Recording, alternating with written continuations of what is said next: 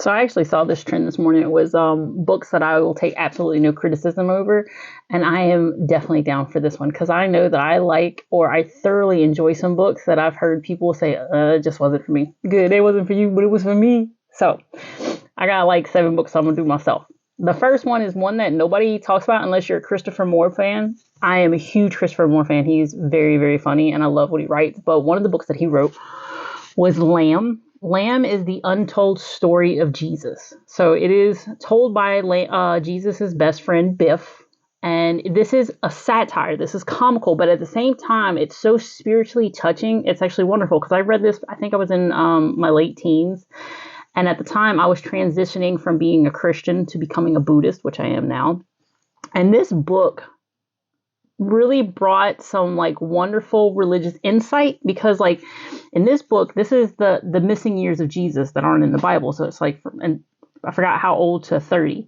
And this is like the story of Jesus where like he had to travel around and actually learn how to be the person that he needed to be. He even went to different religious sectors in the world to learn peace and learning from those people. And one of the things he goes to is actually a Buddhist monastery. And I thought that was so cool. But it's also so funny because think about your best friend telling your life story. And that's what's going on here.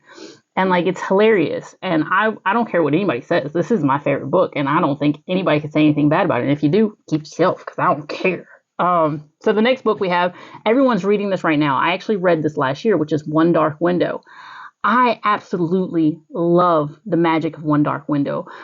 Lisbeth, she has the nightmare inside her from when she caught the sickness. Anyone who catches the sickness is killed because nobody in this village is allowed to have this sickness. And the only way that you're allowed to use powers is by using these like Yu-Gi-Oh cards. And like that's the only people who are allowed to have magic. But Elizabeth is living with the darkness inside her. And anybody who has magic from gaining the sickness, every time they use their magic, there's also a bad thing that's happening to them. And so this story is, to me, it was so beautiful. I love the way it was written. It was magical. And I still haven't read the second book. Everybody else has been reading it. I've been broke. I'm going to read it. But that's another book I'll take no criticism on. I loved it. This one is one that people disagree on a lot, and that is The Invisible Life of Addie LaRue. People have said that they hated the book. I don't care what you say. There's nothing you can tell me that tells me that this book was bad, because to me, it was emotional, it was dark, and it was wonderful. And like I connected with this book because growing up, I always felt alone. Every day when I came home, I felt like I was alone in the world. I felt like nobody ever understood me or ever got me. And like the parts of this book that it spoke to me, and it was so heart-wrenchingly sad the way she has to go through life. And I love this book. I still think about this book. I think about how she handled the death character and how she had to handle going through centuries of life of no one ever knowing her. I love it. The next one is The Book Thief.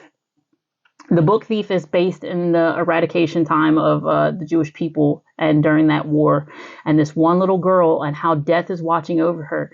And it is another sad but beautiful, like sometimes the saddest stories have like the beautiful aspects to it that just make you appreciate things so much. And that's what this book did. It made me appreciate life. It made me appreciate this little girl's behavior. It made me appreciate how death handles the deaths that are in this book. It's probably my first draw in to death when I first started reading books with him in it and being like, yeah, I'm in love with death. That's probably where it started. But I utterly love The Book Thief. The next one is a recent one, and that's Ghost Eaters. And to me, this was a wonderful, wonderful book. A book that made me think so damn hard, because I know me, and I've always said, yeah, no, I would never get hooked on drugs. That would never be me. I'll always stay away from these drugs, blah, blah, blah.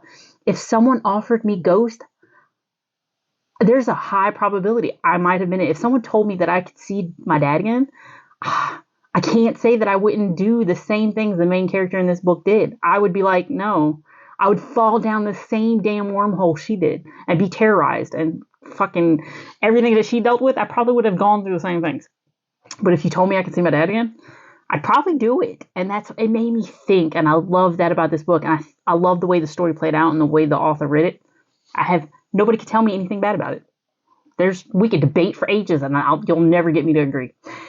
And the last one, this one, me and my friend April disagree on, but I have reasoning for this.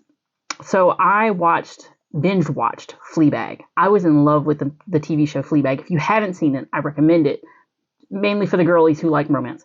But I loved Fleabag, and that was another character I connected with because I felt like the things that she went through were things that I went through growing up, not feeling enough, using sex as an answer to finding love, and just constantly feeling down. And everything that Fleabag went through, she did. But in the end, when the priest didn't stay with her, oh my God, I was so mad. And then I found out about this book, Priest.